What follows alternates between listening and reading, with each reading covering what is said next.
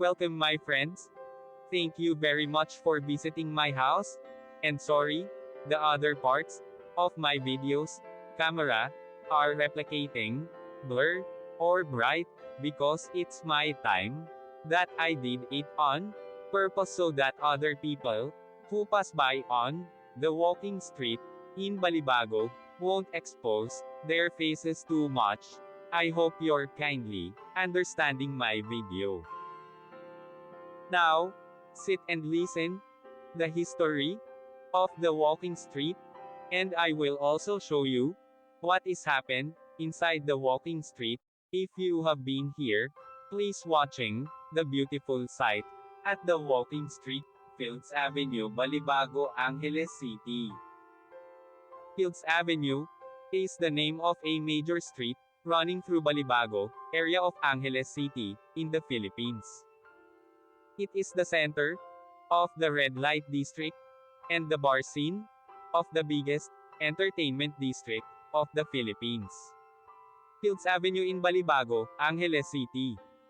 The name derives from the common military practice of naming roads adjacent to airfields as Field Street or Field Avenue. Originally, the name referred to the Clark Air Base and was Clark Field Avenue. The name evolved to become Fields Avenue. History: Fields Avenue, Balibago, Angeles City, Pampanga, Philippines. Philippines was an American colony from 1898 to 1946. Bars on Fields Avenue. Catering to the single American defense personnel who worked in the adjacent Clark Air Base, first emerged in 1940. During 1940s and 50s, there were only 3 such bars just outside the main gate of the airbase. By early 1960s, the Fields Avenue developed as a street line with several bars. From November 1955 to April 1975, America fought Vietnam War. As the number of American troops in this war grew, more and more forces were deployed at Clark Air Base or routed through it. This led to a pro-life ration of bars, live bands, and prostitution, the latter mostly by young Filipino women, most of them either teenagers or 18 hanggang 55 years old. By the 1970s, there were more than 150 bars and prostitution joints along Fields Avenue. This led to a mushrooming of related ancillary industries in the vicinity, namely music bands, hotels, doctors, hairdressers, and money exchange transfer services. In its heyday, Fields Avenue provided direct or direct employment to nearly 20,000 Filipinos, including plumbers, electricians, and security guards. In the 1980s, though the American presence remained steady, the bars and prostitution shops continued to proliferate.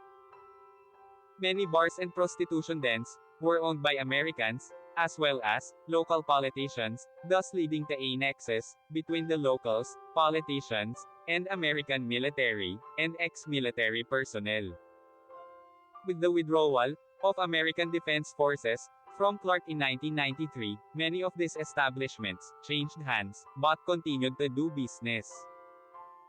As Clark was turned into a Special Economic Zone, SEZ, these bars and prostitution joints changed their clientele to suit their new customers, Japanese and Korean businessmen. Restaurants serving food from these countries began to appear, and signboards in these languages were put up. The period from 2000 hanggang 2010 saw further expansion of these joints, as the area was relabeled as an entertainment district. While prostitution was officially banned, girls working here were simply redesignated as guest relations officers, GRO, and prostitution continued in practice. Since then, bars and prostitution joints have continued to proliferate and expand. The extent of these establishments has continued further on both sides of Fields Avenue, and many smaller streets of Fields Avenue also sport smaller such establishments. In 2010, a section of Fields Avenue, at the end where it meets the MacArthur Highway was named as Walking Street, mimicking Walking Street in Pattaya. This section was made pedestrians only, with road traffic banned from 6 p.m. to 6 a.m. People arriving by air either take a taxi, direct to hotel, or a jeepney, to Main Gate Jeepney Terminal, located between the North SM Mall, Fields Avenue to South, and Bayanihan Park to East. Those arriving from Manila by bus, ask the driver to drop them off at the corner of Fields Avenue and MacArthur Highway, or alight at Capas Angeles Transport Terminal, which is also walking distance from Fields Avenue and the MacArthur Highway. The presence of family-oriented activities on the other side of Fields Avenue, namely shopping malls, as well as activity centers in Clark Air Base, has led to a neat separation between the two. Fields Avenue tends to cater more to single foreigner men. And sometimes women too, with at least 5 bars, featuring gigolos and gays, while the rest of Clark caters to family-based entertainment. Fields Avenue remains among the safest streets in the region, with restaurants and hotels. Fields Avenue has the largest density of hotels in Philippines, catering to all budgets, from a large number of 2-star and 3-star hotels, right up to a select few luxurious 5-star hotels. Many of the bars and hotels in Fields Avenue have restaurants attached. Fields Avenue has among the largest variety of restaurants in Philippines, with cuisines ranging from European, continental, Japanese, Korean, Australian and a select few restaurants, serving Indian, Arabic, and Filipino food.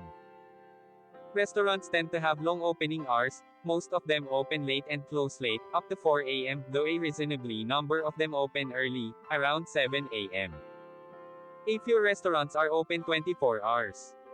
Most Filipino and international fast food chains including McDonald's, KFC, and Jollibee have at least one branch along or near Fields Avenue. 24 Hours Police Station is located in the center of Fields Avenue. Thank you so much. See you my next video.